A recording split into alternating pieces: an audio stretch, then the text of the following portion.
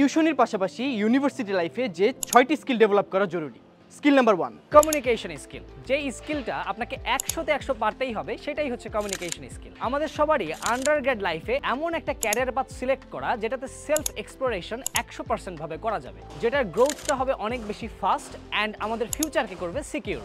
Sales, marketing, take এবং medical প্রত্যেকটা সেক্টরে কমিউনিকেশন স্কিলটা অনেক বেশি প্রয়োজন। জাতীয় ক্রিকেট দলে প্লেয়ার সিলেকশনের সময় একটা প্লেয়ার কতটা বোলিংয়ে কিংবা ব্যাটিংয়ে দক্ষ সেটা কিন্তু কনসিডার করা হয়, কিন্তু ক্যাপ্টেন্সির সময় তখন কিন্তু বোলিং বা ব্যাটিং নয়, বরং কে কতটা ম্যানেজমেন্টে সফল কিংবা কে কতটুকু ভালো কমিউনিকেশন করতে পারে সেটাই সিলেক্ট করে দেখা হয়। দলের বেস্ট প্লেয়ার মানেই যে সে ক্যাপ্টেন হবে ব্যাপারটা কিন্তু তেমন না। এখন আপনাদের মধ্যে অনেকেই বলবেন, ভাইয়া আমার তো কমিউনিকেট করতে ভয় লাগে, কথা বলতে কেমন একটা দ্বিধাদ্বন্দ্ব বোধ হয়। ব্যাপারটা আসলে তেমন না, এটা একটা সলিউশন আছে, অ্যান্ড সলিউশন ইজ প্র্যাকটিস। আপনি যত বেশি প্র্যাকটিস করবেন দেখবেন যে আপনার আস্তে আস্তে কমিউনিকেট করতে ভালো লাগতেছে। প্রথম 10 জনের সাথে নাই হতে পারে, বাট 11 নম্বর মানুষের কাছে গিয়ে যখন দেখবেন যে না আপনি কমিউনিকেট করে ভালো ফিল করতেছেন, তখন দেখবেন যে ওই মানুষটা কিন্তু আপনাকে নিয়ে ভালো কথা বলবে, না ছেলেটা হয়তো বা আসলেই কথা বলতে পারদর্শী। Skill number 2, best use of social media. ধারণা করা হয় প্রতিটা মানুষের লাইফে অন্তত একবার হইলেও এমন একটা আইডিয়া আসে যেটা বিলিয়নিয়ার ইনিশিয়েটিভ, কিন্তু সেই আইডিয়াকে এক্সিকিউট করার মতো স্কিল তার থাকে না। গ্রোথ অ্যান্ড ব্র্যান্ডিং এই দুইটা জিনিস খুবই ইম্পর্টেন্ট ফ্যাক্টর। মনে করো তুমি একটা প্রোডাক্ট ডেভেলপ করছো, এটাই কিন্তু এনাফ না, তোমার এই প্রোডাক্টের ইউটিলিটিগুলো তোমার কাস্টমারকে বোঝাতে হবে। এই ক্ষেত্রে সোশ্যাল মিডিয়া একটি গুরুত্বপূর্ণ রোল প্লে করে। ফর এক্সাম্পল, আমি কন্টেন্ট ক্রিয়েশনের কথাই বলছি। একটা কন্টেন্টের স্ক্রিপ্ট থেকে শুরু করে ভিডিও এডিটিং এবং আপলোড পর্যন্ত অনেকগুলো ছোট ছোট স্কিল প্রয়োজন।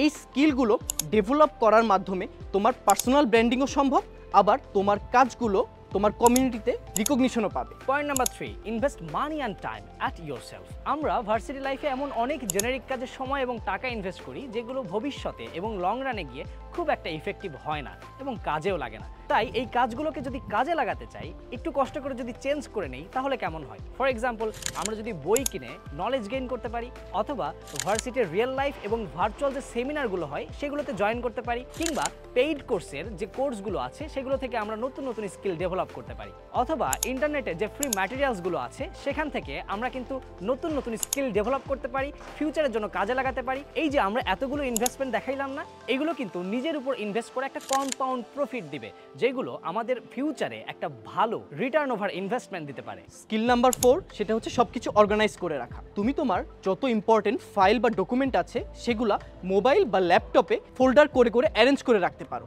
এতে করে তোমাদের প্রয়োজনের সময় সেই জিনিসগুলো খুঁজে পেতে কোনো প্যারা হবে না। এর পাশাপাশি গুগল ডক, গুগল শিট এবং আরও অনলাইন প্ল্যাটফর্মগুলো তুমি ইউজ করে সেগুলা তোমার প্রোডাক্টিভিটিকে আরও বহুগুণে বাড়াতে পারো, এবং এইটা তোমার ক্যারিয়ারে আরও বড় একটা হেড স্টার্ট দিবে। Point number 5, time management. আচ্ছা, আপনাদের সবারই এমন একটা বন্ধু আছে না যে টিউশনিও করায়, সিজিপিও ভালো, ক্লাবিংও করে, আবার কন্টেন্টও বানায়, সব দিক দিয়ে সে অলরাউন্ডার।